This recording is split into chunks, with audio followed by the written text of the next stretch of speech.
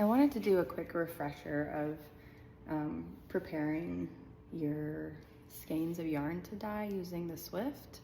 In our space dyeing demo, I didn't have to convert my ball or cake of yarn into a skein because that's how it came. But if you're working from something that's not in a skein and you're wanting to dye your weft, you're gonna need to convert that into a skein. So just wanted to give you a quick reference for that.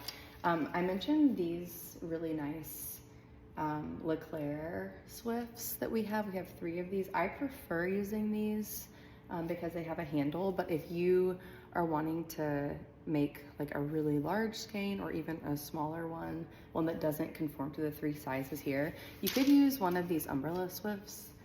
These are on the back wire rack in the weaving studio, and you attach this to the edge of a table, and then you can customize how wide you want your skein to be, and then tighten this. And then this one you kind of just have to turn manually.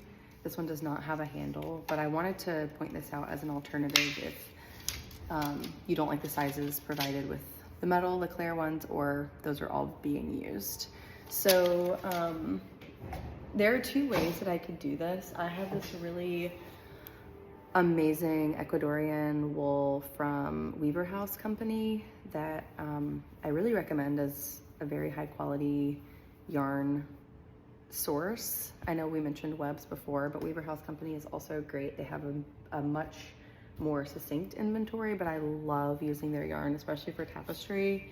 And I could put this on my ball winder, but these are wound pretty tight and there's not really an opening big enough. So I'm just gonna place this on our stand that we use to work. And you can see that I have left quite a bit of my tail.